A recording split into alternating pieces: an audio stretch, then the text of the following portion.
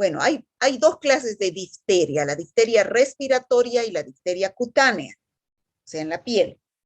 La que más nos interesa y la que vamos a estudiar es la difteria respiratoria, ¿ya? La difteria respiratoria es una enfermedad que produce el Corynebacterium diphtheria, que es un bacilo gram positivo, que produce una toxina. Y esa exotoxina destruye las células respiratorias de la mucosa respiratoria y forma una necrosis. Y como se necrosa el tejido, se forma, como vemos acá, una pseudomembrana en las vías aéreas superiores. Y esta pseudomembrana obstruye las vías respiratorias superiores, produciendo un paro cardiorrespiratorio en el paciente, o sea, es una enfermedad grave. Actualmente esta enfermedad está controlada en nuestro país. ¿Por qué? Porque hay una vacuna, que es la vacuna pentavalente. ¿Qué significa penta? 5. O sea, que cubre 5 enfermedades, entre las cuales está esta que es la difteria. Entre las 5 está difteria, tétanos, coqueluche o tosferina, que también se llama, meningitis producida por una bacteria que es el Haemophilus influenza, y por último la hepatitis B, que es una infección viral. Esas son las 5 enfermedades que cubre la vacuna pentavalente. Pero esta vacuna pentavalente es la que se aplica en forma obligatoria y gratuita. Está dentro del PAI. ¿Ustedes saben qué es el PAI? Programa de ampliación de inmunización. Programa ampliado de inmunizaciones. O sea, el Ministerio de Salud tiene una repartición, una oficina que se llama PAI, que es el que lleva el programa de vacunación de todas las vacunas.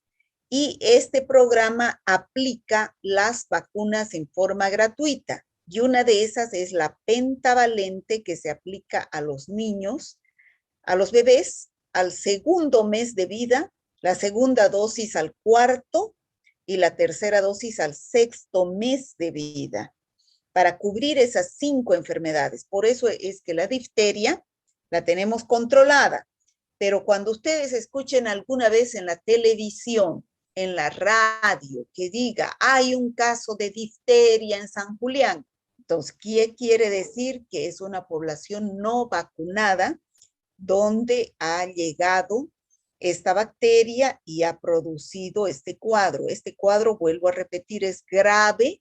En una semana de infección el paciente se muere, porque esa toxina no solamente produce necrosis a nivel del aparato respiratorio, sino también puede ser al riñón, al sistema nervioso, produciendo la muerte del paciente por un paro cardiorrespiratorio. Entonces, ¿dónde estamos? Ya les dije en la anterior clase que esta tablita yo la voy a poner todas las clases para que ustedes para que ustedes se ubiquen dónde estamos en el avance de la asignatura. Estamos ya en bacilos gram positivos, porque las anteriores clases hemos visto cocos gram positivos, hemos avanzado estáfilo, hemos avanzado estrepto, y ahora estamos en bacilos gram positivos, como vemos acá. Son estos bacilos de color azul violeta, estos son leucocitos, y estos bacilos gram positivos se dividen en 2 grupos, que son los no formadores de esporas y los formadores de esporas. Dentro de los no formadores de esporas, ya ustedes saben qué son las esporas, es un mecanismo de resistencia que adquieren algunas bacterias. Está este que vamos a ver hoy día, que es del género Corynebacterium, más propiamente dicho, el Corynebacterium diphtheria, y también vamos a ver a la Listeria monocytogenes. La próxima clase vamos a ver las otras bacterias que pertenecen al género, que forman esporas, que están el género Bacillus, vamos a ver al Bacillus anthracis y Bacillus cereus, Y vamos a ver también al género Clostridium, que son bacilos gram positivos esporulados, que son anaerobios, Clostridium tetani, botulinum y perfringens. Entonces, esta clase, vuelvo a repetir, vamos a ver al género Corynebacterium y después, y al género Listeria. La próxima clase vamos a ver al género Bacillus y la otra clase al género Clostridium. Cuando terminemos esto, tendríamos que dar el primer parcial. O sea, 2 clases más aparte de esta.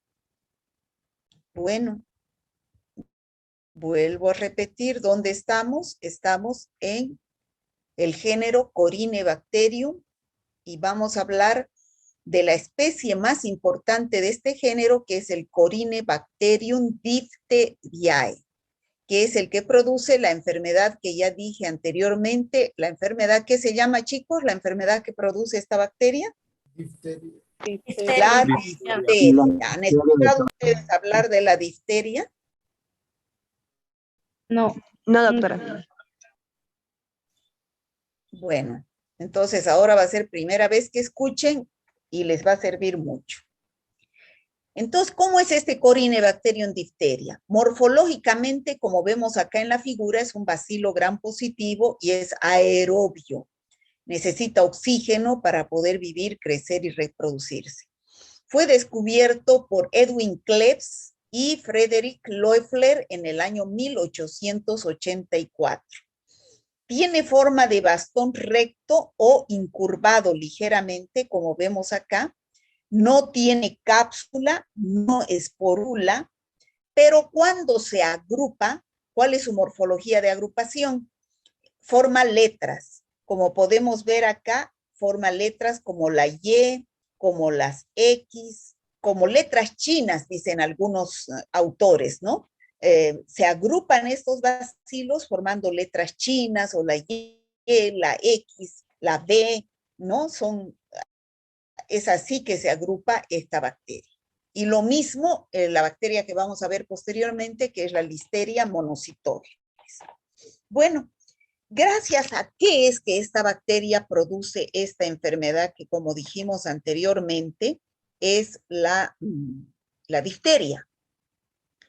Gracias a que produce, ¿cuál es su mecanismo de virulencia? La producción de una toxina. O sea, no es la bacteria misma que produce la difteria, sino es la toxina que produce. Esta toxina tiene 2 fragmentos, fragmento A y fragmento B. Ya tiene 2 partes, se puede decir. El enzimáticamente activo es el fragmento A. Este fragmento A es el que penetra en el interior de las células y es el responsable de la necrosis. Y hemos dicho que esta bacteria produce necrosis, destrucción de los tejidos. ¿Gracias a qué? A este fragmento A de la toxina, que produce inhibición de la síntesis proteica, y al inhibir la síntesis proteica se produce la necrosis de los tejidos. Y al producirse la necrosis, estos tejidos muertos, necrosados, forman una pseudomembrana que impide la respiración y el paciente puede llegar a morir. ¿Y qué es lo que hace el fragmento B de esta toxina? Es esencial para la unión del fragmento A las células del epitelio respiratorio, y gracias a esto pasa el fragmento A al citoplasma de las células. Es decir, que ambos son necesarios. No podría haber toxina si no hubiera fragmento A y fragmento B, ¿ya? No podría funcionar la toxina si no hubiera el fragmento B, porque el fragmento B es el que hace que pase el fragmento A dentro de la célula. ¿Y qué hace el fragmento A? Inhibe la síntesis proteica, lo cual produce la necrosis, y esos tejidos necrosados forman la pseudomembrana. ¿Hasta ahí está bien, chicos? ¿Se entiende? Sí, doctora, se entiende. Ahora se entiende. Ya. Entonces, aquí tenemos que esta bacteria ingresa ¿Cómo ingresa esta bacteria? A través de la vía respiratoria. Ya ingresa, llega al epitelio respiratorio. ¿Cuál es la fuente de infección? Las gotitas de saliva de las personas enfermas o portadoras, gotitas de fluge también se llama. Entonces llegan a la persona sana y empieza esta bacteria a reproducirse y a producir su toxina. Esa toxina, que es una exotoxina, tiene dos fragmentos, vuelvo a repetir, el A y el B. El A que inhibe la síntesis proteica y produce necrosis de estos tejidos, los cuales van a ir a formar una pseudomembrana. Y el fragmento B que hace que ese fragmento A ingrese al interior de esta célula. Pero además de esa exotoxina, su acción patógena se debe a otros elementos también que acompañan la acción de la toxina. ¿Cuáles son? Tiene un antígeno que se llama antígeno K, tiene un factor llamado cord factor, tiene una enzima llamada hialuronidasa que destruye el ácido hialurónico y otra enzima llamada DNasa, ¿ya? ¿Qué hacen? ¿Qué función tienen estos factores de patogenicidad? Contribuyen a que la bacteria invada la superficie de las membranas mucosas de las vías respiratorias para que libere su toxina, ¿ya? Entonces, el principal factor de virulencia del Corynebacterium diphtheria es su toxina, a través de sus dos fragmentos A y B, que cada uno tiene una acción específica. Pero además, esos otros dos factores ayudan a que actúe la toxina produciendo su acción patógena, ¿ya? Esta difteria es una enfermedad muy contagiosa. Como les decía al inicio, hay dos tipos de difteria. La más importante es la que hemos nombrado, la difteria respiratoria. Pero también hay la difteria cutánea que se produce en la piel. Esta difteria respiratoria ya la hemos descrito, ingresa la bacteria a través de la vía aérea y empieza a invadir el tejido respiratorio y forma su pseudomembrana que impide la circulación, la respiración. En cambio, la difteria cutánea generalmente ingresa a las células de la piel del tejido de epidermis, impidiendo la cicatrización de las heridas. Generalmente se infectan con Corynebacterium diphtheria a nivel de la piel, las heridas cutáneas y también cuando hay alguna picadura de insecto, ¿no? Bueno, vamos a hablar primero de la difteria respiratoria, que como les dije anteriormente, es una enfermedad infecciosa aguda, porque en una semana el paciente se puede morir. Es epidémica cuando hay una persona enferma, entonces es una enfermedad de declaración obligatoria para el CEDES. ¿Qué significa eso? Que ustedes, como personal de salud, cuando tengan un caso de difteria, entonces, o sospecha de esta enfermedad, inmediatamente tienen que dar tienen que avisar a autoridades del CEDES para que manden su equipo de vigilancia epidemiológica y vayan al lugar donde ustedes han detectado y hagan el control de la infección, porque es una bacteria sumamente contagiosa y es una enfermedad sumamente infecciosa y mortal, ¿ya? Entonces, se caracteriza por la aparición de estas pseudomembranas finamente adheridas al exudado fibroso y que generalmente se producen en las vías respiratorias. ¿Cómo se produce la infección? Ingresa el Corynebacterium diphtheria, que es la bacteria, el bacilo gram positivo, a través de las vías respiratorias, es decir, la fuente de infección va a estar acá afuera en una persona enferma que al toser, al hablar, va a eliminar las gotitas de saliva con esta bacteria, la cual va a ingresar al huésped susceptible, ¿ya?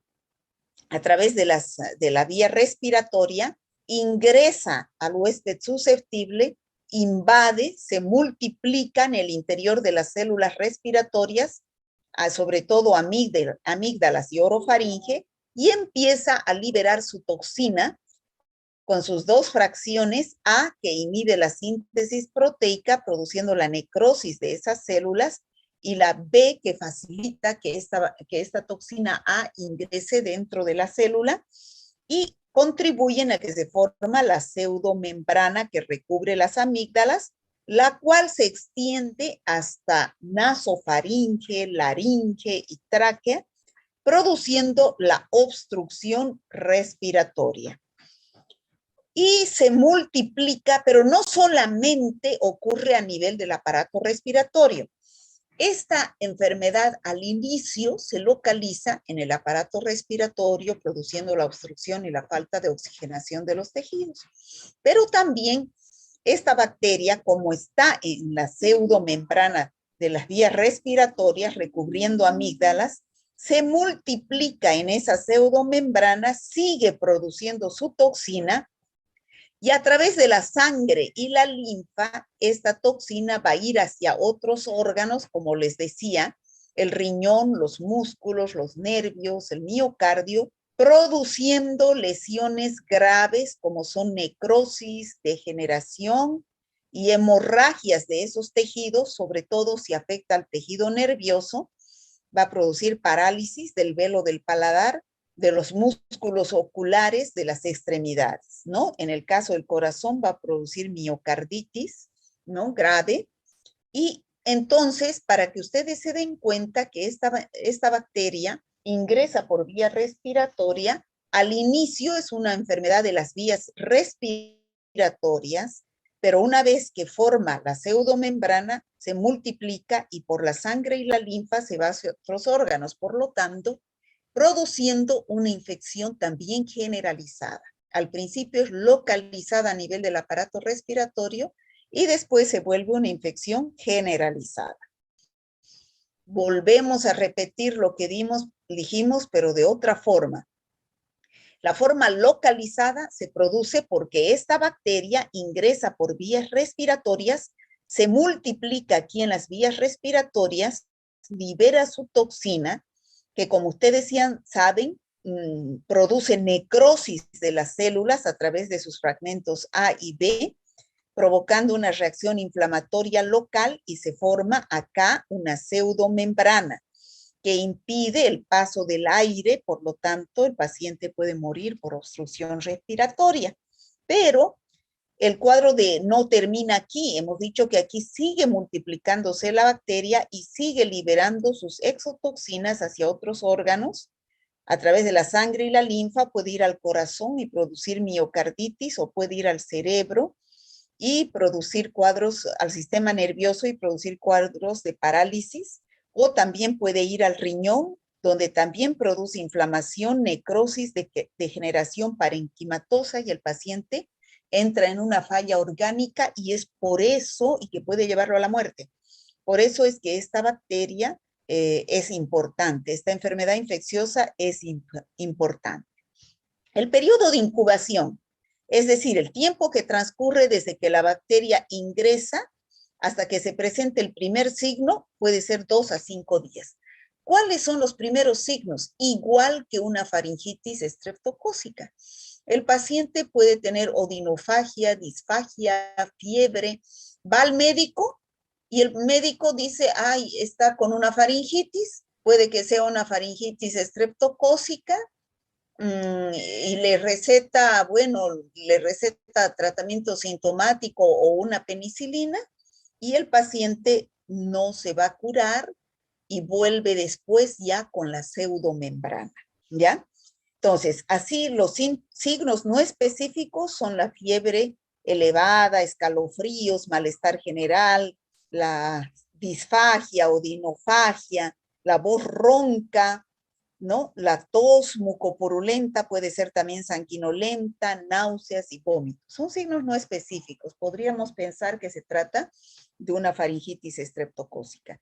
Pero ya a los 3 o 4 días de que aparece esto, aparecen los signos específicos. Aquí podríamos decir que estamos en el periodo prodrómico. Después ya viene el periodo de estado, donde aparecen los síntomas específicos de una enfermedad, donde ya se ve la pseudomembrana. Ya presenta el paciente nasofaringitis, laringitis, inflamación de la lengua, de la laringe, y es más grave. Ya se forma la pseudomembrana que impide la respiración, como vemos acá. Y entonces, ¿qué es lo que ustedes como médicos tienen que hacer cuando vean esa pseudomembrana? Ese paciente ya va a tener dificultad respiratoria. Entonces, lo que deben hacer es, no hay por dónde perderse, no hay otra enfermedad que produzca la misma clínica. Entonces, ya hemos dicho que el diagnóstico de las enfermedades se basa en 3 pilares fundamentales. ¿Cuáles son, chicos?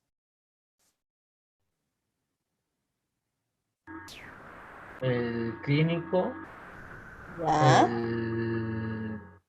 el epidemiológico y el de laboratorio.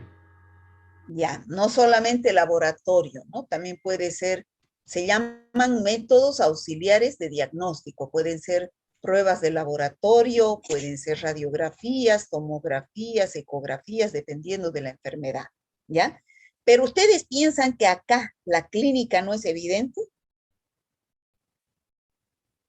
Sí, es bastante Ustedes evidente. le hacen abrir la Sí, no. boca al paciente y se encuentran con esa pseudomembrana, no hay otra bacteria que produzca esa pseudomembrana. Y el paciente tiene disfagia, odinofagia, fiebre. Entonces van a pensar en una difteria y tienen que actuar inmediatamente. ¿Cuál es la primera medida que se debe dar? Antitoxina, para neutralizar la toxina. Porque ¿quién está produciendo este cuadro, chicos? ¿La bacteria o la toxina de la bacteria? La La toxina. toxina. En forma indirecta está produciendo la toxina. Entonces, ya hay toxina circulante en este paciente, ya hay toxina que nosotros debemos neutralizar, porque esa toxina está produciendo necrosis a pasos gigantescos. Entonces, ¿qué es lo que hay que hacer? A ese paciente dar antitoxina, cuya función es neutralizar la toxina. Y después recién dar antibiótico para destruir a la bacteria que está localizada en algún lugar del árbol respiratorio, pero no es ella la que está produciendo la necrosis, sino su toxina. El antibiótico sería para destruir a la bacteria que ya no produzca más toxina, pero el paso inmediato es dar la antitoxina para neutralizar a la toxina que está produciendo la necrosis de estas células, ¿ya? Entonces, ¿con qué se hace diagnóstico diferencial? Con faringitis producida por virus, que ya hemos visto en la anterior clase. Con mononucleosis infecciosa, que es una faringitis producida por el virus de Epstein-Barr, o por faringitis estreptocócica, ¿no? Que son puntos blancos de pus, pero fíjense, aquí hay una pseudomembrana, no es inconfundible, ¿no? Entonces, ¿qué es lo que tienen que hacer? Pedir un análisis, ¿no? Pero ¿quién tiene que sacar la muestra acá? Ustedes. Aquí no pueden mandarlo al del laboratorio a que tome la muestra. Porque ustedes, ¿qué tienen que hacer? Sacar la muestra de esta membrana. Y esta membrana está bien pegada y puede suceder de que el laboratorista pueda hacer un daño y pueda sangrar. Entonces, no tiene los conocimientos ni las herramientas necesarias para parar esa hemorragia. Entonces, tiene que ser el médico que tiene que sacar la muestra para enviar al laboratorio cuando vea esa pseudomembrana. Bueno, ¿y qué es la antitoxina? La antitoxina es lo contrario a la toxina, ¿no es cierto? Si la toxina era un antígeno, la antitoxina son anticuerpos frente a la toxina. Así como la toxina tiene 2 fragmentos, el A y el B, la antitoxina también tiene fragmento, o sea, anticuerpos frente al fragmento A y anticuerpos frente al fragmento B de la toxina. ¿Qué hacen los anticuerpos frente al fragmento A? Inhiben la actividad enzimática de la toxina, o sea que evitan al fragmento A de la toxina para que ya no siga produciendo necrosis de los tejidos. ¿Y qué hace el anticuerpos frente al fragmento A? Neutralizan la toxina impidiendo que el fragmento A ingrese adentro de la célula, o sea, neutralizan al fragmento B. ¿ya? Bueno, ¿y cuáles son las manifestaciones clínicas? Ya dijimos, difteria respiratoria y difteria cutánea. La difteria respiratoria es la más importante, que obstruye las vías respiratorias. Después de un periodo de incubación de 2 a 6 días, el paciente aparece con faringitis, fiebre, tiene un estado de postración, disnea. Cuando se hace generalizada puede tener signos tóxicos de miocarditis, y no solamente se va a localizar en la vía nasal, sino también en las amígdalas, en las faringe, en la laringe, y puede ir hasta los bronquios. Por eso es que la obstrucción respiratoria es grave. La difteria cutánea, ya hemos dicho que no es tan importante porque no se producen epidemias, ni mucho menos puede producir la muerte. En áreas tropicales, donde se infectan las heridas, sobre todo las picaduras de los mosquitos o alguna quemadura, donde es infectada por Corynebacterium difteria y también produce necrosis de los tejidos. ¿Y qué es lo que pasa? Que al produce necrosis de estas células y también se forma una pseudomembrana que impide la cicatrización de la herida. Entonces, esta es la difteria respiratoria y la difteria cutánea. ¿Qué hacer? ¿Cuál es el tratamiento? O sea, ante la presencia de un paciente que tenga la difteria respiratoria, que llegue a ustedes, a su consultorio, a la emergencia, con una pseudomembrana y con signos ya generalizados de miocarditis o parálisis, lo primero que hay que hacer es salvarle la vida al paciente. Medidas generales, tratamiento de la miocarditis y sobre todo mantener la permeabilidad de las vías respiratorias. Si el paciente se asfixia, no llega oxígeno a los tejidos y no funciona ya ni riñón, ni corazón, ni pulmones. Y entonces, ¿qué va a suceder? El paciente entra en un paro respiratorio. Entonces, a ese paciente lo primero, darle asistencia respiratoria a través de un oxígeno o un respirador mecánico, ¿no? Luego, les dije lo más importante, la seroterapia, que es a través de una antitoxina que se da al paciente que neutraliza la toxina circulante. Esto es lo más importante, que es lo que hay que buscar para neutralizar la toxina. Y por último, antibiótico para destruir a la bacteria que está produciendo la toxina. ¿Qué antibiótico se puede dar? Penicilina o eritromicina, ¿no? Bueno, el diagnóstico de laboratorio, ya hemos dicho que deben pedir un hisopado de esa pseudomembrana y en el laboratorio harán una tinción de Gram donde se observarán los bacilos Gram positivos, harán la prueba de la catalasa, dará catalasa positiva. ¿Y qué va a pasar? Siembran en medios especiales como el agar sangre telurito, donde aparecen este tipo de colonias del Corynebacterium difteria, ¿no?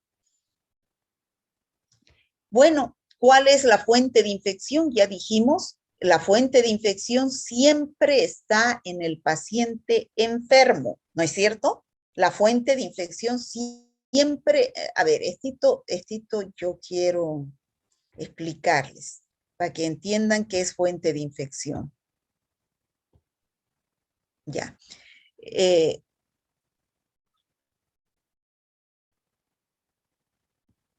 Este es un paciente.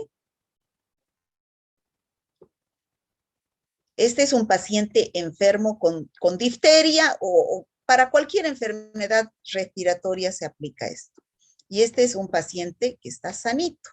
Se llama huésped susceptible, es el sano, no tiene nada, ¿no? Este es el sano. Este es el paciente enfermo. Entonces, este paciente que está enfermo va a eliminar la bacteria a través de las gotitas de saliva, ¿no? Elimina las bacterias a través de las gotitas de saliva. Entonces, a eso se llama fuente de infección. Fuente de infección. No puedo escribir bien, chicos, así.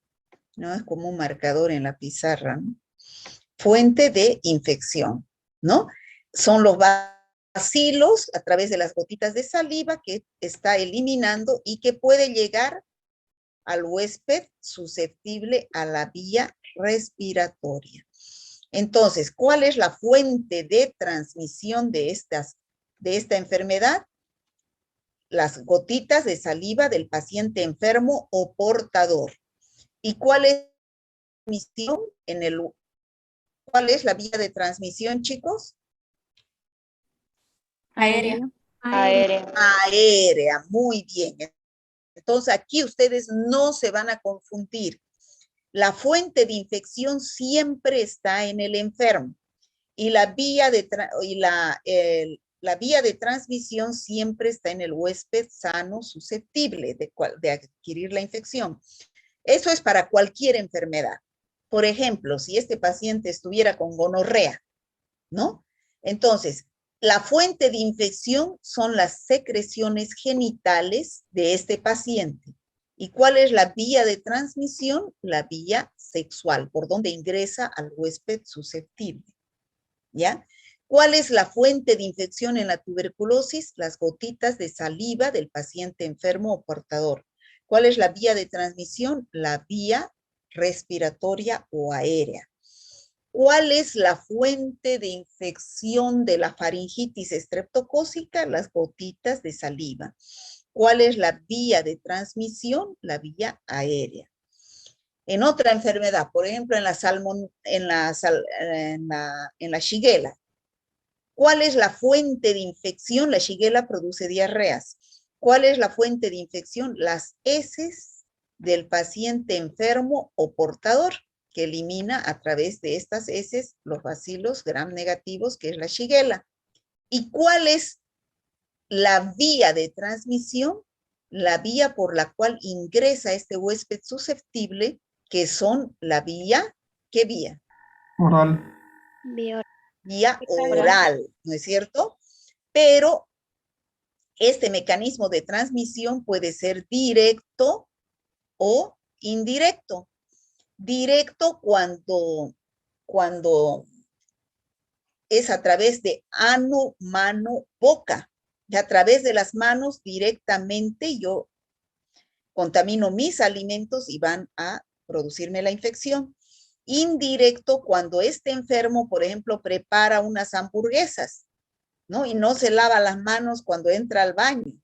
Entonces, contamina las hamburguesas con la shigella y este paciente va y va a comer esas hamburguesas, ¿ya? Entonces, la fuente de infección van a ser las heces del paciente enfermo y la vía de transmisión, la vía oral. Todas las enfermedades tienen esa misma epidemiología, ¿ya? Todas las enfermedades tienen esa misma epidemiología.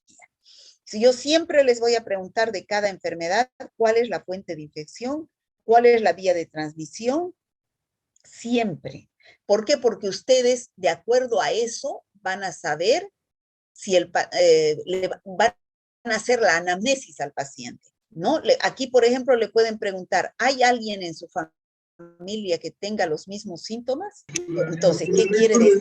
Que la fuente de infección estaba en su familia. Sí, hay alguien que está también, mi hermano está tosiendo, ¿no? Y está con faringitis, tiene lo mismo. ¿Y duermen en el mismo cuarto? Sí, esas son las preguntas de la anamnesis que sirven como datos epidemiológicos para llegar a un diagnóstico, ¿ya? Entonces, la fuente de infección son las gotitas de saliva siempre en el enfermo. Y la vía de transmisión es la vía aérea a través de la cual ingresa al huésped susceptible, ¿ya? Y el huésped susceptible es la población no vacunada, ¿ya? Porque si fuera vacunado no sería susceptible a la infección. Ya tiene anticuerpos que neutralizan a esta bacteria. Entonces siempre va a ser el susceptible el que está propenso a adquirir la infección, al no vacunado. Entonces, ¿cómo es la profilaxis de la infección? Chicos, ¿qué es profilaxis? Prevención. Prevención. Aquí tienen que diferenciar siempre dos términos, profilaxis y tratamiento. El tratamiento se realiza siempre en las personas ya enfermas que presentan la enfermedad. Y la profilaxis se realiza en las personas sanas para evitar la enfermedad. Todavía no hay la enfermedad. ¿Me dejo entender esos dos términos, chicos? Porque a mí me gusta preguntar harto en los exámenes profilaxis y tratamiento, y muchas veces se confunden profilaxis con tratamiento.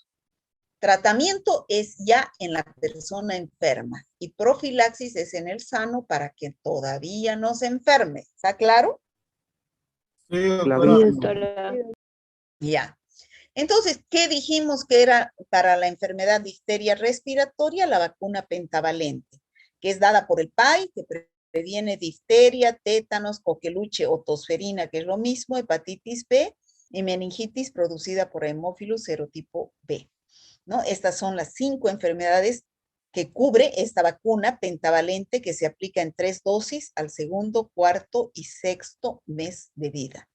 Ahora, si hay una epidemia de difteria y ha aparecido en una población juvenil, no infantil, sino juvenil en el colegio, entonces ahí ya no se pone la pentavalente. La que se pone es la DT, es la que solamente cubre 2 enfermedades, que es la difteria y el tétanos. ¿Ya? Ahora, si uno quiere comprarse, también hay vacunas solamente para la difteria. Pero la que cubre el PAI es la pentavalente y la DT. Entonces, la vacuna es la pentavalente. En el caso de difteria cutánea, hay que desinfectar las heridas y hacer el tratamiento. En el caso de la difteria respiratoria, hay que aislar al paciente que está con la enfermedad, evitar contacto directo y colocar la antitoxina al enfermo. ¿Me he dejado entender difteria, chicos? Sí, doctora. ¿Hay alguna pregunta de difteria? Yo, doctora, A ver. no le entendí muy claro sobre patogenidad, doctora. ¿Pero qué cosa no ha entendido? Cuando decía que la toxina inhibe la síntesis proteica, de ahí me perdí, doctora. Luego de eso, pues decía la necrosis, de la necrosis, ya ahí me perdí, doctora. A ver, usted piensa. Si ingresa una toxina a su epitelio respiratorio, una toxina es una sustancia buena o mala.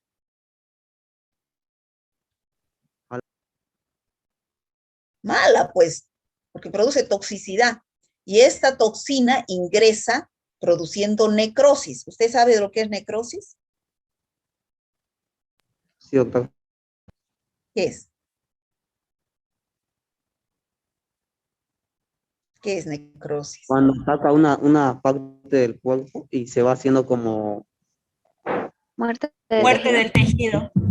Muerte celular por un medio Hijito, externo. necrosis es muerte del tejido, para que nunca más te olvides. ¿Qué es necrosis? Muerte de tejido. Ya, para que no le me des muchas vueltas. Es muerte del tejido, eso es necrosis. Y eso es lo que produce esta toxina al ingresar. Produce la muerte del tejido. Entonces, de las células del epitelio respiratorio. Y esas células muertas van a ir a formar una pseudomembrana. Y esa pseudomembrana es la que se ve en la difteria. ¿Ya? Entonces, ¿quién es el mecanismo de patogenicidad? La toxina de la bacteria. Y esa toxina está constituida por 2 fragmentos. El fragmento A, que es el más importante porque ese es el responsable de inhibir la síntesis proteica, y como consecuencia, si no hay proteínas, pues se mueren las células, ¿no? Si usted no come proteínas, se muere, ¿no? Sí. Sí, doctora. Entonces, para que ingrese esa toxina dentro de la célula, lo hace mediante el fragmento B. Si no hubiera fragmento B, no puede ingresar el fragmento A producir esa necrosis por inhibición de la síntesis proteica. ¿Ahora entendió? Sí, doctora. ¿O no siempre? Sí, le entendí, doctora. Gracias. Ya, ¿alguna otra pregunta? Doctora, sí, una pregunta, ¿cómo se hace esa para sacar la pseudo, ¿cómo se llama? Las pseudomembranas, o sea, para llevarla al laboratorio, ¿se hace biopsias o qué procedimiento? Tiene que sacar un pedacito de esa membrana mediante, como decir una biopsia, tiene que desprender un pedacito de esa membrana para mandar a cultivo al laboratorio. ¿Ya? Pero hay el riesgo de que sangre, porque está pegada, ¿no? De que sangre. Entonces tiene que tener la pericia necesaria para poder sacar sin sangrar. Y si sangra, tiene que aplicar las medidas para evitar la hemorragia. ¿Ya? Ya, doctora, gracias. ¿Alguna otra pregunta, chicos? Para que pasemos a la otra bacteria. Disculpe, Doctora, doctora. por favor, ¿pudiera explicar nuevamente sobre las antitoxinas, por favor? Bueno, a ver, pensá, ¿qué es una antitoxina? Es lo contrario de una toxina, algo ¿Ya? ¿Has que ataca. entendido lo que hace la toxina? Sí, eso sí lo entendí, doctora, el fragmento A y el fragmento B. Quería ver. Ya, entonces la antitoxina es un medicamento que se lo compra, que tiene anticuerpos en contra de la toxina, que sirve para neutralizar la toxina. Es como decir, a ver, ¿alguna vez han visto una picadura de víbora? La víbora, pues, ¿no es cierto?, que inyecta un veneno. Sí, doctora. ¿Saben eso o no? Entonces, ¿qué es lo que hace el veterinario cuando hay una picadura de víbora? ¿Qué es lo que hace? ¿Qué hace? Le dan antitoxinas. Le da pues el antídoto, se llama en el caso de la picadura de víbora, ¿no? Y ese antídoto es el que va a neutralizar el veneno de la víbora. Aquí sucede lo mismo. La toxina es la que produce toda esa necrosis y esa pseudomembrana y todo lo demás. Entonces, en las farmacias se compra la antitoxina que tiene anticuerpos que tienen acción contra la toxina formada por el Corynebacterium diphtheria y por lo tanto va a neutralizar su acción evitando la necrosis y evitando la formación de la pseudomembrana. ¿Se ha entendido? Sí, doctora, se entendió. Ya. ¿Alguna otra pregunta, chicos?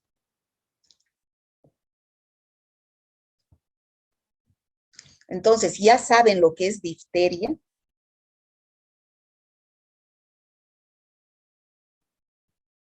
Chicos. Sí, doctora. Sí. Bueno, ya no van a estar en la luna, entonces cuando alguna vez escuchen en la radio, en la tele, a decir hay un caso de difteria en tal lugar. Es una enfermedad de declaración obligatoria.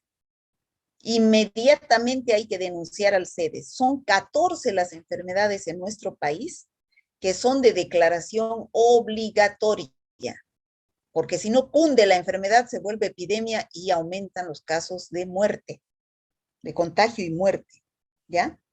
Entre las 14 está la difteria, el tétanos, está la meningitis por Haemophilus serotipo B, está la hepatitis A, está el SIDA, está la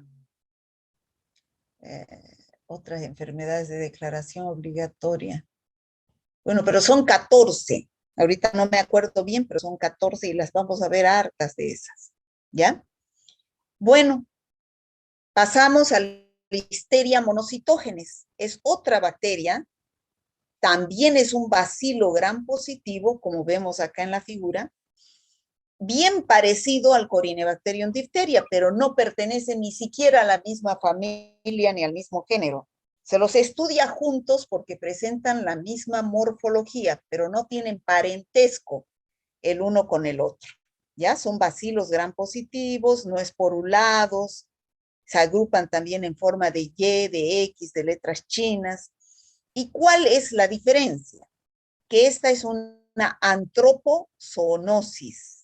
¿Qué es antropo? Hombre. Zoonosis, animal. O sea, que es una enfermedad que viene del animal hacia el hombre. A eso se llama antropozoonosis. ¿Ya? La bacteria causante se llama Listeria monocytogenes, que como vemos acá en la figura, también es un bacilo gram positivo, aislado, o cuando se presenta agrupado, puede venir en letras de B, de Y, letras chinas, la misma morfología que el Corynebacterium diphtheriae. Recibe su nombre de listeria debido a que fue descubierto por un cirujano inglés llamado Joseph Lister, ¿ya? Y monocitógenes porque su capacidad de que extractos de su membrana son capaces de estimular la producción de monocitos, que son células sanguíneas. De ahí viene el nombre de Listeria monocitógenes. Listeria por Lister y monocitógenes porque porque estimulan la producción de monocitos. Se encuentra diseminada ampliamente en todo el ambiente. Existe como saprófito en la tierra, en el agua, en los alimentos, y también puede encontrarse en el intestino como microbiota del hombre y de los animales, ¿ya? ¿Dónde se encuentra esta bacteria? ¿De dónde nos viene a los humanos? Nos viene de las hortalizas, cereales, legumbres, que pueden contaminarse con tierra y materia fecal de los animales. Hemos dicho que esta bacteria viene de los animales, ya sea al comer su carne o sus productos. Por ejemplo, de la vaca o de la oveja, su leche, su queso, su yogur, que es de animales que tienen listeria, ¿no? O las legumbres que se contaminan con tierra o materia fecal que tiene materia fecal de estos animales con bacterias, ¿ya? O también puede ser de animales domésticos y silvestres infectados o de humanos también infectados. De humano a humano, casi el único caso es de la madre embarazada a su bebé, por vía congénita, ¿ya? En cambio, la mayoría de los casos de adultos vienen a través de verduras o los alimentos que están contaminados de animales enfermos. La Listeria monocitógenes es un patógeno intracelular. ¿Qué quiere decir? Que crece dentro de las células y que puede crecer al comer nomás de estos alimentos contaminados. Sobrevive la acción del pH ácido del estómago y de las sales biliares y pasa directamente al intestino, de donde se absorbe. También esta bacteria puede ingresar, además de la boca, al comer alimentos contaminados, también puede ingresar por una herida, al contacto con la piel y las mucosas, ¿ya? Por ejemplo, personas que viven, que trabajan con animales, ¿no? En los establos y tienen una heridita y manipulan a estos animales infectados, pueden estar entonces ingresando las listerias a través de esas heridas. Entonces, hemos visto vía oral, vía cutánea, pero también hay la vía respiratoria. Estos animales enfermos eliminan las bacterias al aire y las personas que viven con estos animales, que trabajan con estos animales, inhalan el aire contaminado. Entonces, 3 vías. Y ya dijimos, la única transmisión de humano a humano en forma directa es la madre que tiene listeriosis al bebé a través de la vía transplacentaria, que es la vía sanguínea, o también la colonización vaginal, igual que el Streptococcus agalactiae al pasar por el canal del parto, o bien por vía sanguínea a través de la placenta. Entonces, la listeriosis congénita, chicos, es la más importante, ¿ya? Es la madre que está con listeriosis, infecta su placenta y de la placenta por vía transplacentaria pasa al bebé. Entonces, ese bebé puede nacer con sepsis o meningitis neonatal, ¿ya? Igual que el Streptococcus agalactiae. Pero aquí hay una diferencia. El Streptococcus agalacti, la fuente de infección eran las secreciones de la madre. Y el niño al nacer por el canal del parto aspiraba esas secreciones y se contaminaba, ¿ya? Aquí puede suceder también esto, que la bacteria esté en la vagina de la madre y el niño al nacer por parto se contamina y va a dar la sepsis y meningitis neonatal. Pero también en la listeriosis hay que la madre enferma infecta la placenta y por vía sanguínea al niño. Entonces, son dos vías de la madre al bebé. En el adulto, ya hemos dicho, en las personas que viven, que trabajan en los establos con animales enfermos, al ponerse en contacto con secreciones infectadas, ingresa a través de una herida, o la ingestión de alimentos contaminados, o la inhalación del polvo contaminado. Entonces, esta bacteria, ¿qué es lo que hace? Invade el organismo y produce lesiones granulomatosas y purulentas, ¿ya? Ahí tenemos la fuente de infección, ¿no? Entonces, aquí vamos a hacer un resumen de los cuadros clínicos que pueden producirse. Ya hemos dicho que la más importante era en los neonatos, ¿no? A través de la madre embarazada puede pasar por dos vías. ¿Cuáles eran las vías?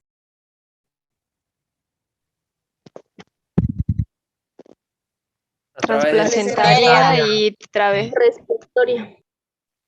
¿Cuáles? No escuché. Vía sanguínea y vía transplacentaria. No, esa es la misma. Y A ver, pónganse a pensar, ¿qué es lo que pasa por la placenta de la madre ahí? Vaginal, es vía vaginal y otra transplacentaria. Transplacentaria, que es la vía sanguínea, ¿no es cierto? Sanguínea, sí. Esa es la vía sanguínea, la transplacentaria, y la otra es por el canal del parto.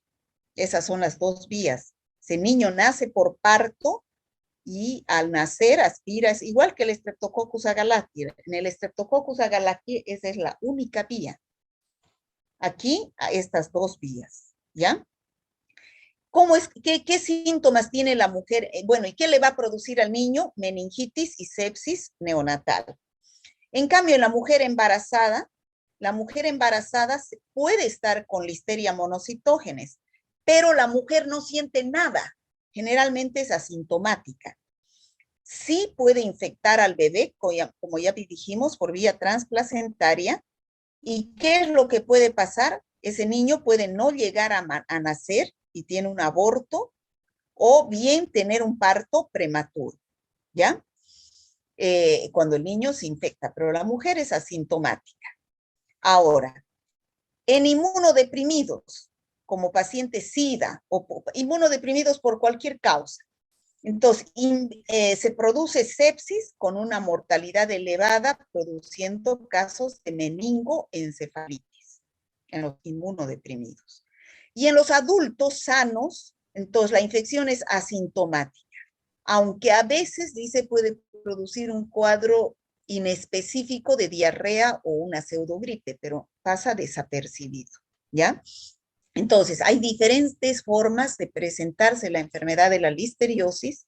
En los niños, meningitis y sepsis neonatal. En la mujer embarazada, asintomática, pero puede llegar a tener abortos o partos prematuros. En los inmunodeprimidos, meningoencefalitis. Y en los adultos sanos, generalmente es asintomático, pero sí transmite la infección, o puede tener un cuadro diarreico o pseudogripal. ¿Hasta ahí estamos, chicos? Doctora, disculpe, ahí dice que la mamá es asintomática, ¿no? ¿Qué Sí. prueba entonces, aparte de tendría que solicitar una prueba de hemocultivo? Si para saber si la madre tiene listeriosis. Sí. Sí, podría pedirse un hemocultivo a la madre, o también podría pedirse un cultivo de secreción vaginal para ver si no está colonizada con Listeria monocytogenes, y ese niño, si es que estuviera colonizada, que ese niño no nazca por parto, ¿no? ¿Sí? En caso de que le pidieran un cultivo de secreción vaginal, ¿va a haber una consistencia de como aspecto amarillento o algo a la secreción? No. Solamente no produce vaginitis. No produce vaginitis, no produce infección en la vagina. Solamente que la bacteria está ahí en la vagina, pero colonizando.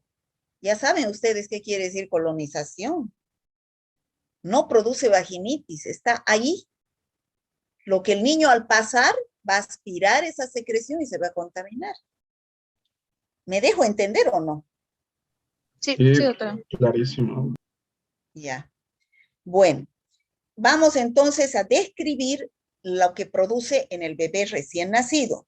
Igual que el Streptococcus agalactiae, produce meningitis neonatal de comienzo precoz, los primeros 4 días de vida, o tardío, la primera a 4ª semana. Entonces, ese niño nace con estado de muerte aparente, no llora al nacer. Puede tener rinitis purulenta, es decir, secreción por la nariz. Si se le toca su hígado y su vaso, están grandes, o puede nacer con una erupción en la piel, ¿no? Cuando ante este estado, también un niño con sífilis nace así. O sea, hay que hacer diagnóstico diferencial, ¿no? O tardía, donde aparece meningitis y afección pulmonar, porque este niño entonces se fue a sus pulmoncitos y de ahí a las meninges y produjo esa afección en los bebés. ¿Ya? Entonces, hasta ahora hemos estudiado 2 microorganismos que producen meningitis neonatal. Un coco gram positivo, que es el Streptococcus agalactiae, y un bacilo gram positivo, que es la Listeria monocytogenes. ¿Recuerdan? Bueno, no recuerdo, pero yo se los he dicho. Bueno, ¿cómo es la epidemiología? Vuelvo a repetir, es una antropozoonosis, viene de los animales. ¿Qué animales? Generalmente los mamíferos, las vacas, las cabras, los cerdos, ¿no? O bien los pájaros y también los peces. Y sus productos. ¿Qué significa reservorio? Que la bacteria está ahí, pero el animal no se enferma. La bacteria está ahí y el animal no se enferma. Eso es reservorio, ¿ya? Entonces, ¿cómo se transmite la infección? Ya hemos dicho, directo del animal al hombre. Generalmente es una enfermedad profesional de los que trabajan con animales. Puede ser por la vía cutánea, a través de una herida al manipular a los animales. O puede ser a través de la vía inhalatoria, cuando respiro aire en un establo contaminado. O puede ser indirecto del animal al hombre cuando ingiero alimentos contaminados, o sus productos, que pueden ser la leche, la carne, el huevo, ¿no? O ya dijimos, al inhalar polvo contaminado.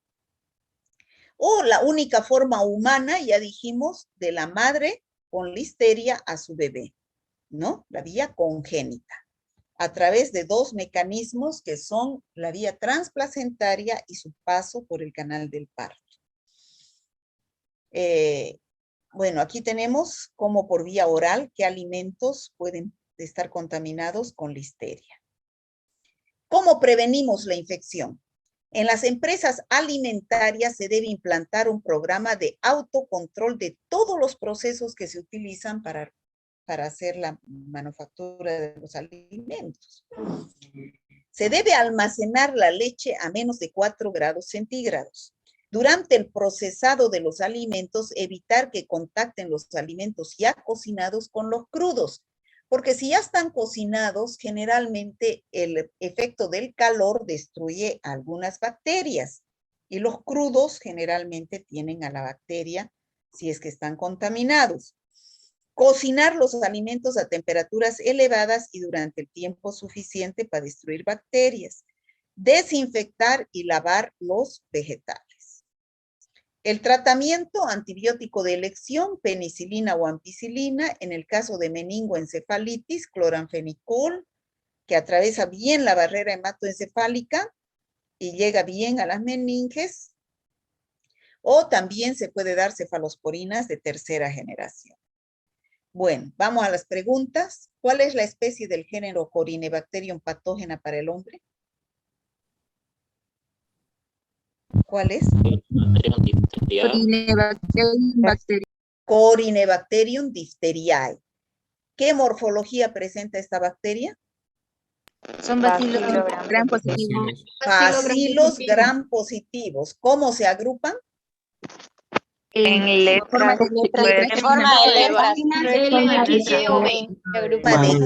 Forma de letras chinas, ¿no? ¿A qué se debe la acción patógena de esta bacteria? A la toxina que produce. ¿Cuántas fracciones presenta esta toxina y cuál la Dos acción de fracciones. cada una? Tiene dos fracciones. A y No hay B. fracción B. Fragmento B y fragmento A. ¿Y qué hace el fragmento A? ¿Qué acción tiene? Inhibe la síntesis proteica. La inhibición de síntesis proteica en las células, causando Y necrosis. bien, eso, produciendo la necrosis, ¿no? Porque inhibe la síntesis proteica y el fragmento B es el que deja pasar al fragmento A dentro de la célula respiratoria. ¿Cuál es la principal acción de la toxina? Ya hemos dicho, destrucción. ¿Qué cuadros clínicos de difteria conoce? Difteria respiratoria y cutánea. Y difteria respiratoria. ¿Cuál es el tratamiento en caso de una difteria respiratoria? Tratamiento, no profilaxis. Penicilina. Tratamiento. Penicilina. Penicilina y Primero se le da antitoxinas. Antitoxinas. Y luego. Bueno, algunos- primero el paciente va a llegar, cuando ya está muy avanzada la enfermedad, va a llegar a una emergencia.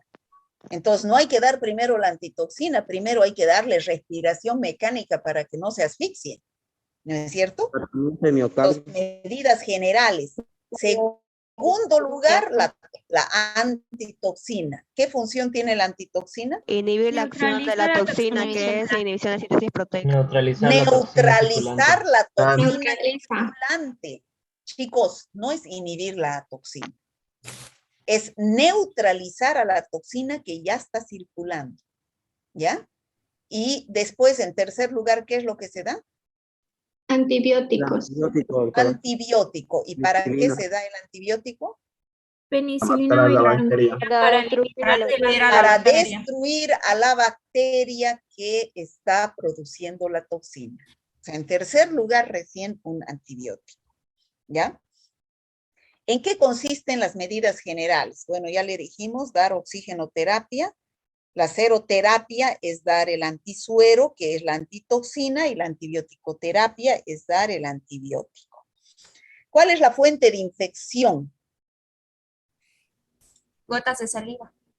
Gotitas de flujo, gotitas de saliva del Es el paciente enfermo. enfermo o portador. Ese es el fuente de infección, doctor. La fuente de Claro, transmisión esa es la fuente de infección, pero me tienen que decir completo. Es las gotitas de saliva del paciente enfermo o portador. No pueden ser gotitas de saliva de una persona sana, de cualquiera. No, es del que está enfermo o está portando la bacteria. ¿Y cuál es la vía de transmisión? Aérea del paciente susceptible. Entonces, el paciente enfermo, ¿la fuente de infección está en el paciente enfermo o sano? Enfermo. En el enfermo. ¿Y la vía de transmisión está en el paciente enfermo? Sano. En el susceptible, en el Muy huésped bien, por susceptible. eso les he dibujado los dos muñequitos, ¿no?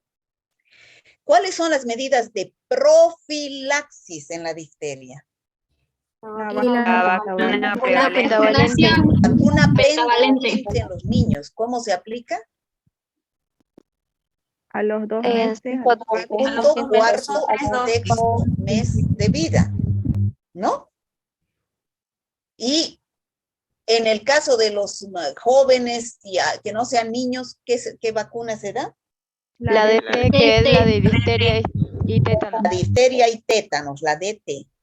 ¿En qué consiste? Bueno, ya hemos dicho, la vacuna pentavalente son 5 enfermedades. ¿Y qué es? ¿La difteria es una enfermedad endémica o epidémica o pandémica? Epidémica. Epidémica. Aquí tienen que entender cuál es la diferencia entre endemia, epidemia y pandemia. ¿Qué significa? ¿Cuál es la diferencia? A ver, dígame, ¿qué es una endemia? Endémica se refiere a una enfermedad que permanece en una zona de región. Permanece en esa Eso, se permanece, o sea, todo el tiempo hay casos, pero aislados, Exacto, ¿no todo es el cierto? tiempo aislados, pero en esa misma zona, digamos, es propia de la zona la enfermedad. Es endémica, como dicen, ¿no? El COVID se va a volver una enfermedad endémica, que todo el tiempo van a haber casos, pero aislados durante todo el año. Se va a volver, tenemos que convivir con el COVID, eso es una endemia. El Chagas es una enfermedad endémica. La tuberculosis es una enfermedad endémica. En cambio, cuando aumentan el número de casos en una población determinada, a eso ya decimos estamos en una epidemia, ¿no? Aumentan el número de casos. Por ejemplo, se dice que va a haber una epidemia de dengue, ¿no? Porque están aumentando los casos de dengue. Se dice que va a haber una epidemia, vamos a entrar a la 5ª ola de la COVID, ¿no? Entonces, estamos frente a una epidemia a principios de junio, ¿no? Y a fines de mayo. ¿Y qué es una pandemia? Cuando es una epidemia grande, abarca, cruza fronteras, va de un continente a otro, ¿no? A ver, ¿cuál es la especie del género Listeria patógena para el hombre? Ya estamos en Listeria. Listeria monocitógenes. Listeria monocitógenes. ¿Qué cuadro clínico se presenta en el recién nacido? Meningitis. Meningitis y sepsis neonatal. Y en el adulto, En el adulto sano Es asintomático, pero puede es presentar diarrea. asintomático, puede tener una pseudogripe o una diarrea. Y en la embarazada, Es asintomática, pero puede producir aborto. Puede causarle aborto o parto prematuro. Eso, aborto o parto prematuro, pero no vaginitis, como decía su compañera, no tiene secreciones vaginales, ¿no? Y en los inmunodeprimidos, Meningoencefalitis. meningoencefalitis. Muy bien. ¿Y cuál es el reservorio de la Listeria monocitógenes? ¿Dónde vive? En los animales. En los animales. En los animales, ¿no es cierto? En los animales, en su carne o sus productos. Sobre todo los mamíferos, las aves, los peces. ¿Y cuál será el mecanismo de transmisión? Hay 3 formas de transmisión, y eso 4. Una de humano a humano, ¿cuál es? Congénita. De la madre al bebé. Congénita, doctora. Placentaria. La congénita, ¿no es cierto? De la madre embarazada contaminada a su bebé por 2 vías, vía transplacentaria o vía por el canal del parto. Y las otras formas que son indirectas, ¿cuáles son? Al comer alimentos contaminados de esos animales enfermos o sus productos, ¿no? Segundo, al respirar aire contaminado por vía aérea.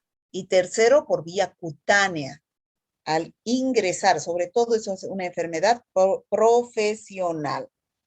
¿Qué hora es, chicos? Las 6 de la tarde. Doctora, las 6.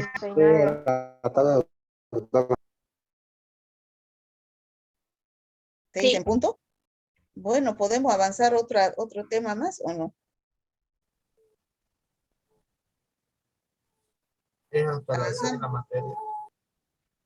¿Avanzamos a otro tema? No, doctora. ¿No? No es tanto. Estamos cansaditos. ¿Y de qué pues cansaditos, a ver? ¿De qué si ni han pasado clases siquiera hoy día? ¿Ah? Es que fuimos a votar, doctora. Yo sí pasé clase.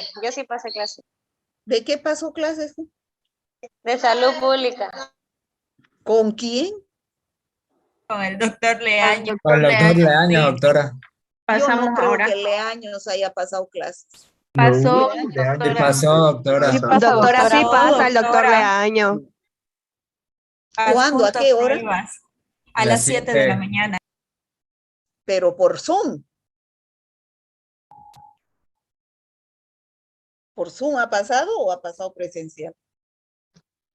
Por Zoom, doctora. Los demás ni se aparecen siquiera, ni chao les dicen, ni hola, ni por Zoom.